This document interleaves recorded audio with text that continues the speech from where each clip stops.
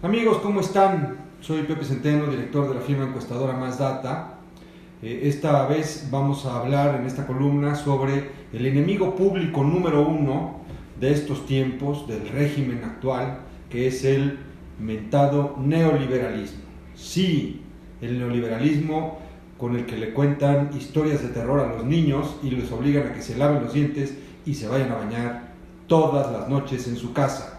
Así pasa en estos tiempos, pero lo que yo creo es que necesitamos aprender a observar la realidad con información y no solamente dejarnos llevar por los discursos de los políticos. Entonces hablemos del enemigo público número uno de la cuarta transformación y del populismo de izquierda, que es el neoliberalismo.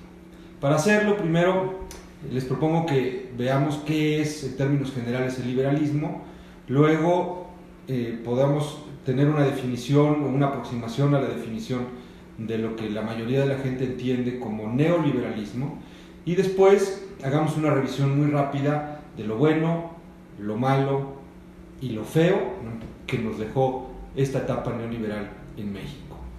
El liberalismo es una doctrina política cuyo eje central, cuya motivación principal es la defensa de los individuos frente al poder, frente a cualquier poder, no solamente frente al poder político. Recordemos, amigos, que en la historia de la humanidad hay tres poderes que se disputan la prominencia o el control de las sociedades: el poder político, el poder económico y el poder ideológico. Este último lo detentan principalmente las iglesias.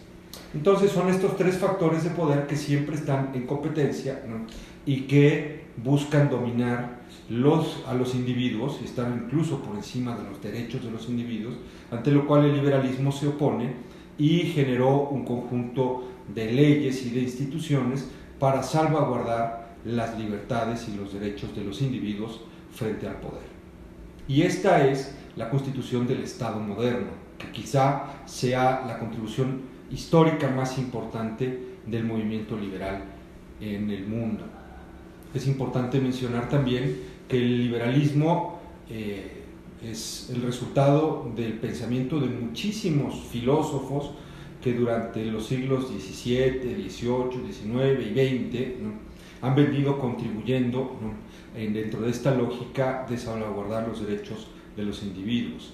Entonces, como consecuencia del pensamiento de estos filósofos, hoy tenemos conceptos de los cuales nos beneficiamos los individuos.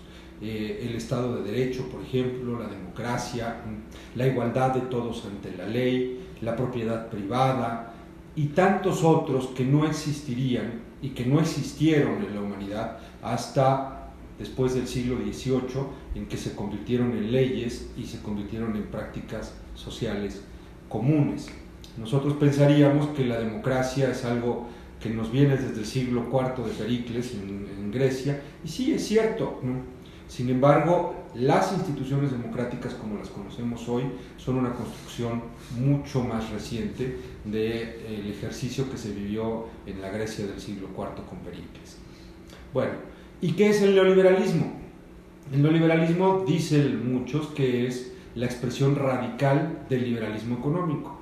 Es decir, es un modelo mediante el cual se le transfieren muchas más atribuciones, facultades y libertades al sector privado, a las empresas, a los actores económicos, en detrimento de la participación de los actores públicos o del Estado en la actividad económica, pero también en otras actividades de la sociedad. Entonces, el modelo liberal sería aquel en el que se le da mayor poder a los actores económicos del sector privado y se le reducen las funciones y la autoridad y la capacidad de regulación a las instituciones del Estado, es decir, a lo público.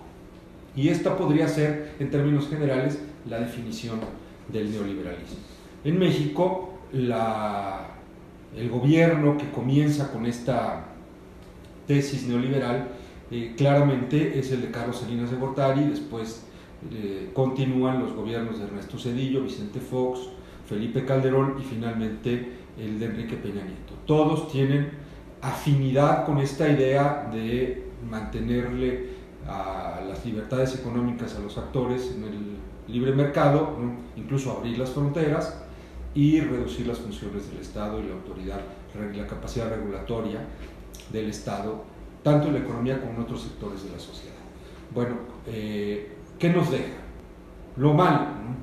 Principalmente es que no se cumplieron con las promesas que se hicieron en los 80s y 90s, cuando se firma el Tratado de Libre Comercio, cuando se dice que México iba a crecer a altas tasas y que la pobreza se iba a abatir como consecuencia de este auge económico, comercial, por la apertura de las fronteras, por este gran intercambio que se iba a dar con todo el mundo. Bueno, no ha habido un alto crecimiento económico, no ha habido un abatimiento de la pobreza, tampoco hubo una mejora de los salarios en términos reales, de hecho se redujeron dramáticamente, aproximadamente al 25% de lo que ganaba en los 70s una persona de clase media, y eso vino a afectar al conjunto de la economía y sobre todo a las clases medias urbanas, que vieron reducidos de forma dramática sus ingresos. Y por otro lado, la concentración de la riqueza, ¿esto qué quiere decir? Que muy pocos concentran una parte muy significativa, muy importante del ingreso de toda la economía. El sector más privilegiado, más rico, el 20% más rico de los mexicanos, concentran más de la mitad del ingreso nacional, mientras que el 20% más pobre concentra un poco menos del 5% del ingreso nacional. Entonces, este desequilibrio en los ingresos entre la población más favorecida y la menos favorecida genera una condición de desigualdad sumamente lacerante para la sociedad. ¿Por qué? Porque mucha gente carece del ingreso suficiente para poder satisfacer sus necesidades básicas, no solamente de alimentación y de salud, sino también de educación, de recreación y de adquisición de un patrimonio. Siempre todas las familias aspiramos a tener un patrimonio, a tener una casa propia, y a partir de este capital nosotros podemos integrarnos a la sociedad y podemos acceder a créditos y podemos empezar a generar micronegocios y a aprovechar los beneficios del capitalismo. Pero lamentablemente en este país hay un segmento de la población todavía que no tiene esta capacidad de integrarse a la actividad económica de manera plena, porque vive en condiciones de pobreza. Ahora, también es justo decirlo, la cosa en este sentido de distribución de la riqueza no cambió entre el desarrollo estabilizador y el neoliberalismo. Incluso había mayor participación del ingreso nacional del 20% más rico de lo que hay ahora en la segunda década del siglo XXI. Es decir, en los 60s el 58-56% del ingreso nacional lo concentraba el 20% más rico, y ahora es alrededor del 50%.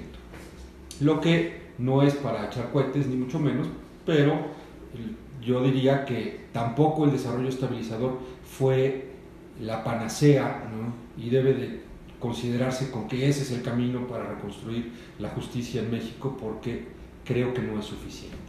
Eso es lo malo. Ahora, ¿qué fue lo bueno que deja el neoliberalismo?